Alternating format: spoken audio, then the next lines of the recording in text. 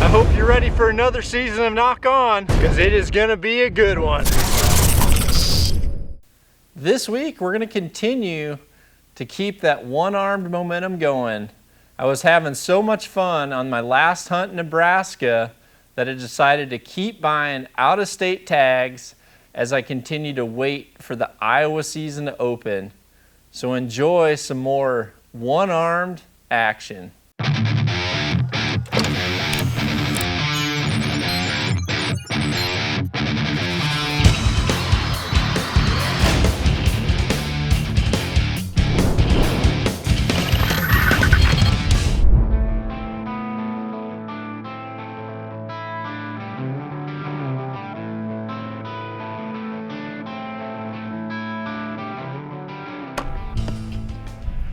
Right in there. So the whole key to this season is going to be small steps at a time. I was happy just getting a shot before. Now I'm trying to extend my yardage. I got a 30 right there, and I'm going to go for 40. It's going to be the key to this season is progression. So just going to stay after it.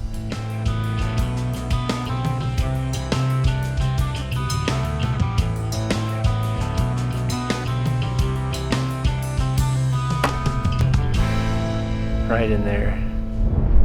This first hunt is with me and my good buddy Dusty from British Columbia on his first ever turkey hunt.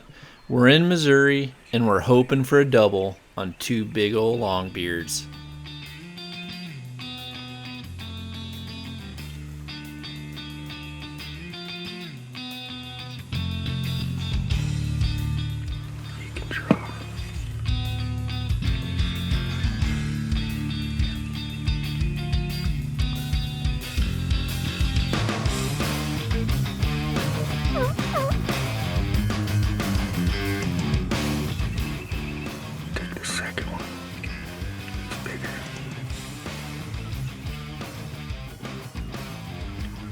Right above that white speck and those dark feathers on his face.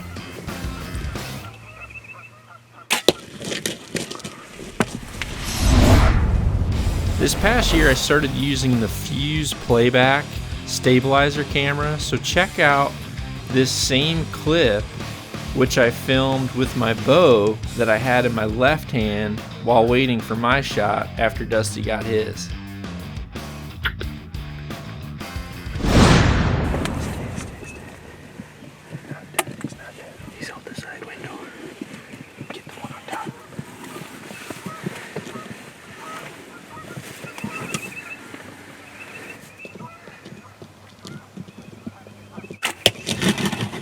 As this turkey was walking away, I started to question how good that shot was and decided to reposition to make a follow-up shot, but I want to use this as an opportunity for a valuable field recon segment that I'd like to talk about today. Field recon.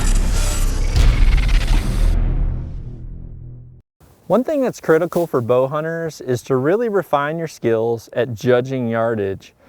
Rangefinders are a necessity and they're going to be critical that you have one. However, a lot of hunters are developing a dependency on rangefinders and they're really losing their ability to judge distance on the fly. And the reality is, as a hunter, a lot of times things happen how you don't expect.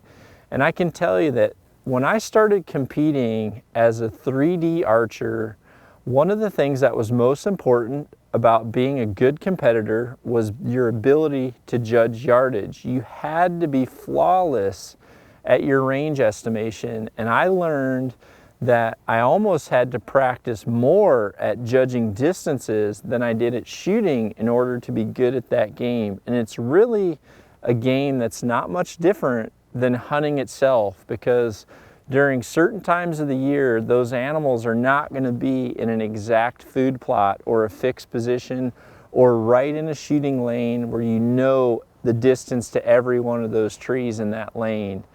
So what you need to start doing is start acquiring and developing your skill at estimating distances. And you're not going to do that by always saying, how far is it to that tree? Oh, it's 28 yards. What you need to do is reverse that order and start sitting in your tree stand and looking at a distance and trying to develop your range acquisition, and then confirm it with your range finder. And if you know that you're off a few yards, try to find out where your mistake was. I was always good by going in 10-yard increments. Some people are really good by finding their 20 yards. Some people just go in 1-yard increments. There's a big difference in how you can get there. Find what's best for you and refine it by judging first and then confirming with your rangefinder. And if you do make a mistake, try to find out where your mistake was. If you thought it was, well, there was my 20 point, oh, actually that was 25, you'll start to calibrate your mind just like they calibrate these rangefinders. Nock On TV is brought to you by Hoyt. Get serious, get Hoyt. Under Armour, go where you don't belong. Stealth Cam, game cameras. Redneck, bail blinds. Sherlock, hunting sights. Nocturnal, lighted knocks. Fuse, hunting accessories. And Yamaha, ATV and side-by-sides, real world tough. I'm John Dudley. I'm an archer. I'm a bow hunter. I am defiant.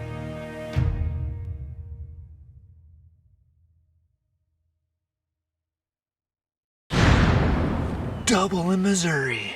What more could you ask for? Opening morning, beautiful day. There weren't a single gobbler even close to us. We probably called these gobblers from half a mile away, I swear. And once again, my Hoyt comes through with me with my mouth shot. So appreciative too. Dusty, your bird is unbelievable, dude. That awesome. Thing had multiple beards. So let's get out there and see what we got. Stay with us. What more could you ask for? Unbelievable morning down here in Missouri with my good buddy, brother to me, Dusty. Came down from British Columbia for his first turkey hunt. And we're down here with our good friends at Redneck Blinds. And they put us on an awesome spot once again, so I can't thank all those guys enough. But we flipped a coin to see who could shoot first, and Dusty drew. Unreal bird, 3 beards. I'm betting 25 inches of beard. At least, yeah. Crazy spurs. Mine's got a 11, 12-inch beard. Huge spurs.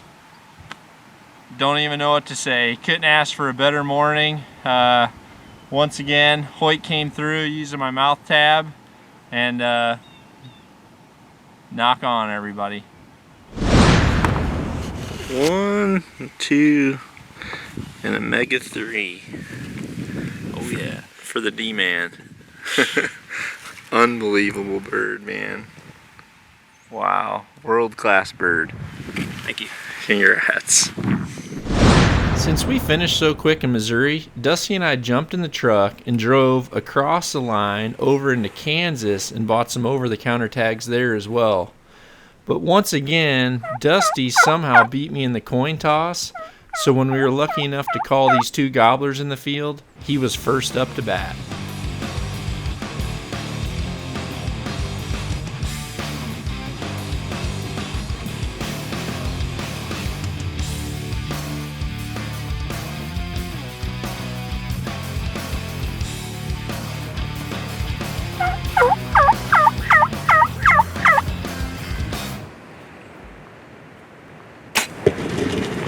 Here we backyard down in Kansas. Shot over for a quick day hunt. Had 2 awesome toms come in. Made a good shot on this one. Sat till dark. Hope to get dud one. Didn't happen, so come back. We'll try it again in the morning. Knock on. Ooh, that's a good one. A good one. While Dusty and I headed home, my good buddy Justin Peak from Wisconsin had his eyes set on a big old tom that was strutting in during the opening season.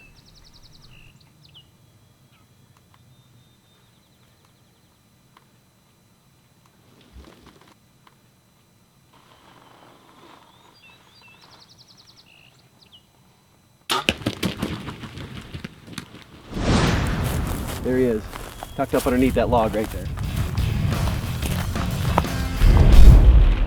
It's a good bird. He's got some really good hooks on him. Looks like a good 3-year-old bird. But like I said, very uncooperative today as far as footage goes.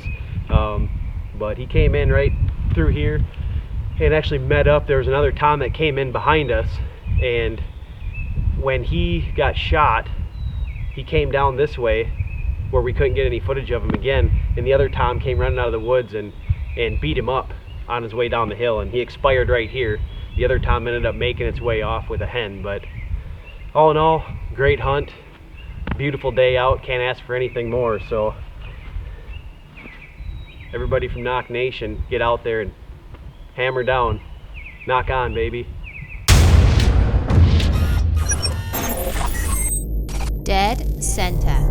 For this dead center segment, I want to elaborate just a little bit more on the importance of your front bow hand, because your bow grip truly is the first thing and the last thing to determine that directional path of the arrow, because how you grab your bow before you ever pull it back and how much torque you have in your front hand as the arrow is going forward are both things that really cause a difference in where your arrows group down at the target. Now, the reason I really want to go a little bit more into detail about this was this past season when I had to learn to shoot with my mouth. I really learned a whole new appreciation for this, and also really took for granted the fact that I really had just developed a natural neutral position in my front bow hand over the last years and years of shooting, and it came as second nature to me, and I never really focused on how much it really was making a difference in my ability to group arrows. Now, when I switched to shooting with my mouth tab, I also had to switch to shooting with my right hand. So how I gripped my bow with my right hand was completely different for me than what I had ever felt in my left. This was a whole new world. It was like learning to shoot something for the first time. And what I found was I was really struggling with my left and right groupings, and the thing that helped me identify that it was actually my front bow grip was when I put this IQ bow sight on, which has a small little device called a retina lock, and that's a green circle with a black dot that's supposed to be perfectly in the center of it when you've set it up so that you have zero torque in your front bow hand. And what I found was when I had that set correctly and I would just grab my bow and pull back and look through my peep, I would notice that that black dot was in an inconsistent spot quite regularly. So what I did was I just started really focusing on grabbing this front bow hand in a position to what I call a neutral position, which if you have your palm and you have your lifeline, which comes down to the center, that bow grip never crosses that lifeline towards the opposite side of your palm. So if you're a right-handed shooter like this right here, you can see that when I grab this grip, you can see that lifeline that's right there on the inside. The other thing you really want to focus on, when you grab your bow, you don't want to have tension around the grip like this to where your knuckles are turning white, and you also don't want to have your hand flailed way out like this. You don't want to have your wrist high or your wrist low. You don't want to be twisting your handle like this as well. You really want to put your hand up against the top of the shelf, lean down on the grip so you have even pressure from the top to the bottom, and then just relax your other fingers. If you can grip a bow like that, believe me, your retina lock is always going to be dead on, and so is your groups. Expand your archery knowledge with Nock On Podcasts, the highest level of world-class archery information available on either iTunes or at knockon.podbean.com. Now we're going to head to South Dakota for the season opener with the Hackett brothers. And if you can hear the deep breathing going on right now, then you'll know Jamie is up first.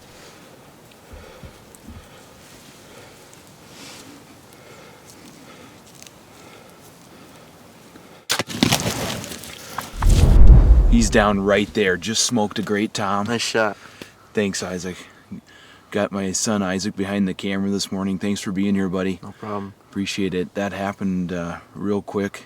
These birds kind of surprised us, came out of nowhere, so it's some quick footage. But awesome morning here in South Dakota. Nock on. Well, here he is. We got a great bird down this morning. Got to spend some quality time with my son Isaac. And it just does not get any better than this. Well, I think your brother Justin and his son Christian would definitely argue it does get better, because right here on Christian's hunt, they've got several jakes working the decoys, and they can also see at the other end of the field there is a big old tom about ready to come in and kick some butt.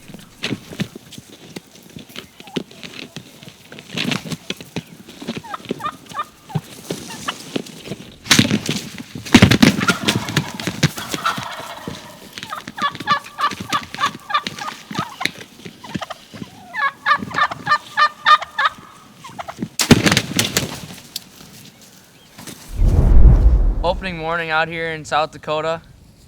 Had the Dave Smith decoys out. Action was pretty fast and furious, as you can see. Put this beautiful tom on the ground. Nock on. Hey everybody, want to join the Nock On Nation? Go to knockonarchery.com to see our entire line of trendy Nock On gear. Enter promo code SHOWFAN and get a free signed photo from Dud. knockonarchery.com.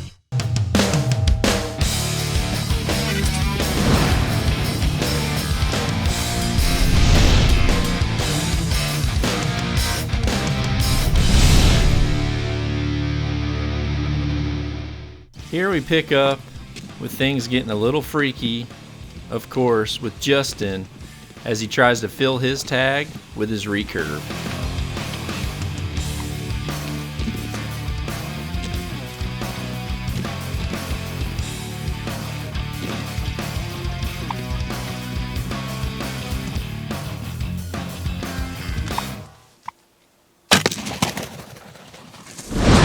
Another awesome morning out here in the bail blinds. Had our Dave Smith set out. The big gobblers are henned up pretty tight, so we had a couple jakes come in, put on a nice display. So I got fortunate enough to take one with my Hoyt Buffalo recurve this morning. Knock and roll. Nock and ready to rock. For this segment, I want to talk about arrow spine, because arrow spine is absolutely critical to how well your bow is going to perform. And regardless of how good of a shooter you are, if you do not pick the right arrow to match your bow exactly, then you're selling yourself short and you will not be able to group as well as you're actually shooting. So arrow spine, as a simple definition, is really how much this arrow bends or flexes. And they measure that at a fixed length, hanging a fixed amount of weight on the arrow shaft to determine how much it actually bends. Now, the numbers that you really need to know in order to choose the right arrow shaft are going to be these. One, you have to know your exact peak weight on your bow, not how much your bow can pull for peak weight, but what you're actually at, because only a few pounds can make a big difference at how your arrow shaft responds to the bow that you're shooting. So you need to know, I shoot exactly 67 pounds on my bow. You also need to know what your arrow length is. You measure the length from the end of the nock to the cut of that shaft, and you need to know that. Not necessarily your draw length or the length of your bow, you need to know the length of the actual shaft. From there, you need to know how much of point weight you're going to have in that arrow shaft. You need to know, do you like to shoot 100 grain broadhead or 125 or 150? Because those numbers are all going to factor into how this arrow flexes. The more weight you push on the back of the arrow shaft, the more the arrow is going to flex. The longer the arrow shaft, the more it'll flex. The shorter the arrow shaft, the stiffer it will be. The more weight you put on the ends, the more it will flex. So these are all numbers that are going to be critical to you. Now, one thing that you're going to need to do is learn what your arrow spine needs to be for your setup. And different manufacturers have arrow selection charts just like this. And these are going to be important. And unfortunately, the different arrow manufacturers do not all have the exact same spine numbers. So I can't tell you that a 300 spine for one brand is going to be a stiff arrow, because in another brand, it's actually a weaker arrow. That's unfortunate for a consumer. However, you can go to people's websites or pick up the catalogs, and again, as long as you know those three numbers, your pulling weight, your arrow length, and your point weight, you're going to be able to look on that chart, and it's going to put you right into a group size that's going to allow you to know what spine you need to match your bow.